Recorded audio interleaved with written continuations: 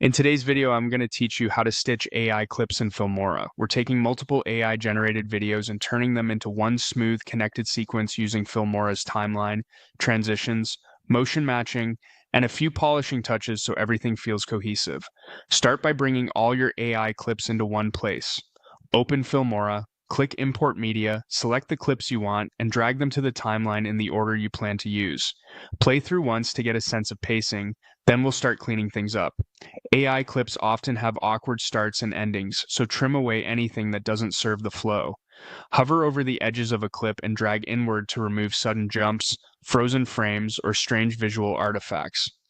Keep only the sections with clean motion and clear intent. If you notice an issue in the middle of a clip, make a quick cut and remove just that section, then close the gap so the action stays tight and intentional. Next, blend your cuts with simple, tasteful transitions. Open the transitions panel and try dissolves, fades, subtle blurs, or a light camera whip if the motion supports it. Drag the transition between two clips and adjust the duration until it feels natural. Shorter transitions often feel more professional, especially when the motion in both clips is already close. To really sell the idea that these clips belong together, match motion between them.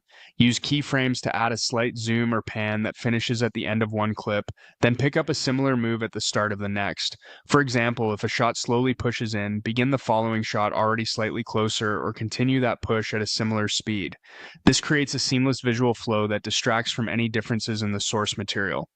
Color consistency is just as important. Select each clip, go to the color controls, and adjust brightness and contrast first, then balance temperature and saturation so skin tones, highlights, and shadows feel consistent from shot to shot. The goal isn't to make everything identical, but to keep the overall look unified.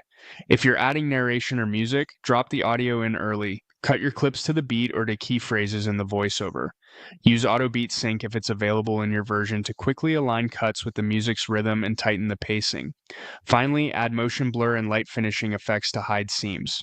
A touch of motion blur, a gentle film grain, or a soft light leak can smooth over transitions and mask minor AI inconsistencies, giving your final sequence a polished cinematic feel.